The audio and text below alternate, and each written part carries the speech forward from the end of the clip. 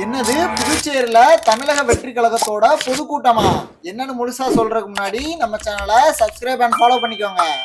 விஷயம் என்னன்னா, தமிழக வெற்றி கழகத்தோட தலைவர் விஜய் தமிழகம் முழுவதும் சுற்றுப்பயணம் மேற்கொண்டு வராரு.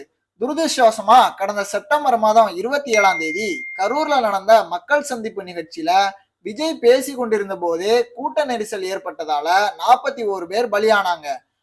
அதுக்கப்புறம் அவரது மக்கள் சந்திப்பு நிகழ்ச்சிக்கு அனுமதி வழங்கப்படல. உள்ளரங்க நிகழ்ச்சிக்கு அனுமதி அளிக்கப்பட்டது.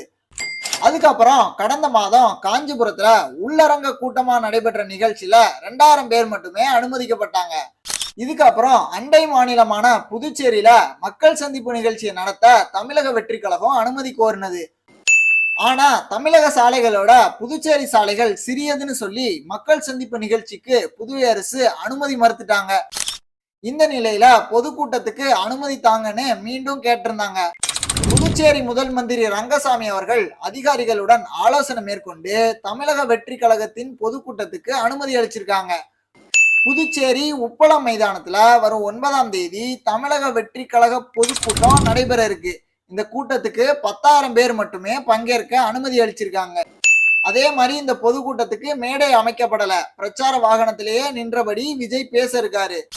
9ஆம் தேதி காலை 10:30 மணி முதல் 12 மணி வரை பொதுக்கூட்டம் நடக்க அனுமதி வழங்கப்பட்டிருக்கு. இந்த தொகுப்பை கடைசி வரை பார்த்ததுக்கு ரொம்ப நன்றி.